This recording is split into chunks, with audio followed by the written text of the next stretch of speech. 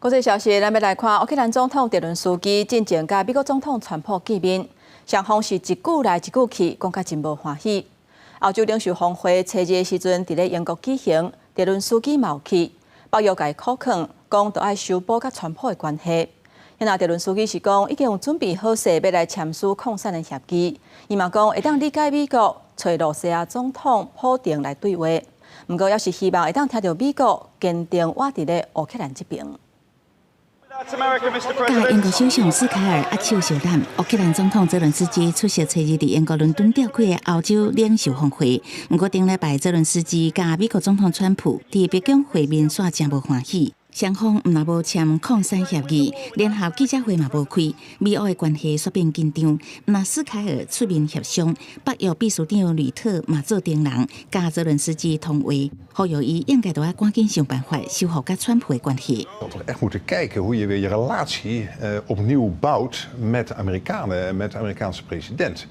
Want we moeten wel samen verder. Незважаючи на те, що сталося раніше, незважаючи на це, ми конструктивні. Якщо ми домовилися, що вона буде підписана з нашого боку, ми готові підписувати.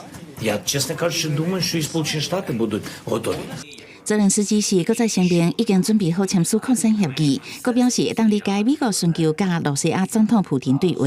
不过乌克兰人拢希望听到美国坚定徛伫乌克兰这边，相信美国的帮助对乌克兰的生存真重要，嘛有把握修补甲川普的关系。不过后续的会谈必须关门进行。俄乌战争一直无停，欧盟执委会主席冯德莱恩认为，欧洲真需要定心武装，提供乌克兰全面的安全保证，甲乌克兰打造成更铁。 减低和罗西亚吞袂落去，因应罗西亚所造成的安全挑战。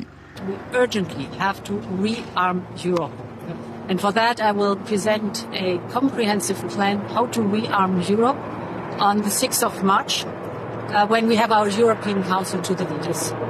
冯德莱恩解释，强化乌克兰的手段应该包括盟友的财政甲军事的支持。新计划牵涉到大幅度增加27个成员国的国防开销。